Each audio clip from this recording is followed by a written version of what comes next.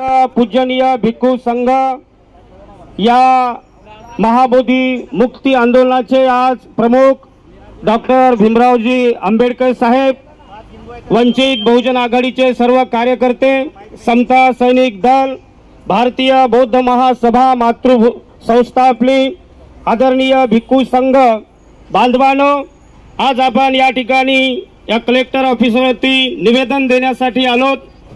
आज आपण आलोत, परंतु आपल्या आधी सुद्धा 1891 मध्ये अनागारिक धर्मपाल 1891 मध्ये त्यांनी महाबोधी मुक्ती आंदोलन करण्यासाठी बुद्धगयामध्ये कायदेशीर त्यांनी तिथे लढाई केली आणि 1891 ला लढाई सुरुवात केल्यानंतर हायकोर्टामध्ये अनागारिक धर्मपाल जिंकलेले आहेत आणि त्या ठिकाणी जिंकून सुद्धा आजपर्यंत 1949 च्या ऍक्ट तहत संपूर्ण जे काही बौद्धांच्या ताब्यात ते महाबोधी विहार पाहिजे ते आजपर्यंत मिळालेलं नाही आणि म्हणून हे युद्ध, हे संघर्ष बांधवांनो या देशामध्ये सुरू आहे।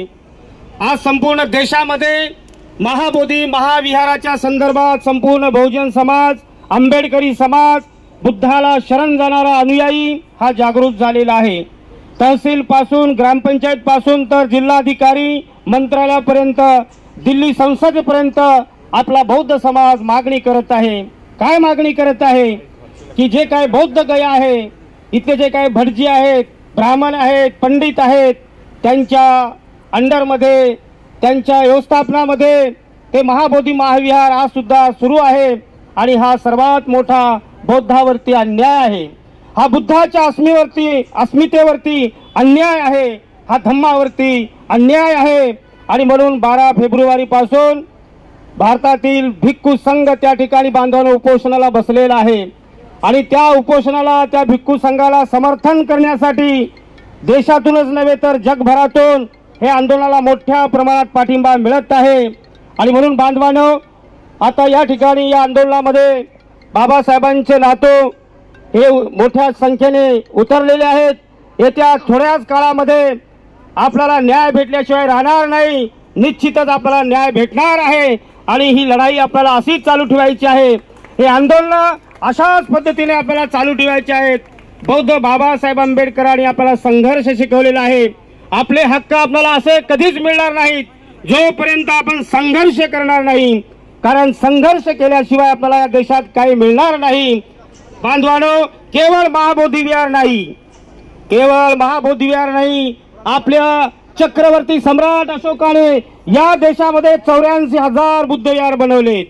ही 84,000 बुद्ध विहार ही साधी विरासत नाही।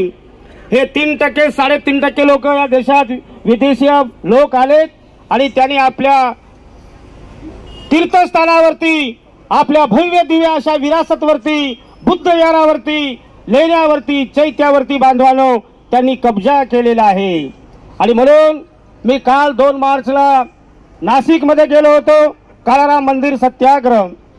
मी त्या काळाराम मंदिर सत्याग्रहाच्या साहेब उंच टोकावरती बघितलं, झूम केला कॅमेरा, त्या ठिकाणी चारही बाजूला माझे बुद्ध दिसत होते बांधवांनो, माझे बुद्ध दिसत होते आणि म्हणून जे जे काही महामोठे विहार आहेत, हे जे काही भिकारी त्या ठिकाणी बसलेले आहेत, स्वतःला श्रीमंत समजतात, आपण भिकारी नाही। आपली विरासत प्रचंड ऐतिहासिक आहे, आपण या देशाचे राजे आहोत हे चक्रवर्ती सम्राट अशोकांनी सांगितलेले आहे आणि म्हणून जे काही त्या ठिकाणी पोट भरत आहेत भीक मागून, त्यांना आमचं सांगणं आहे ताबडतोब ते खाली करा। जे काही बुद्ध विहार महंत त्या ठिकाणी बसलेले आहेत, त्या महंताला मुंबईमधून या कलेक्टर ऑफिस मधून हे आंबेडकरी समाज सांगत आहे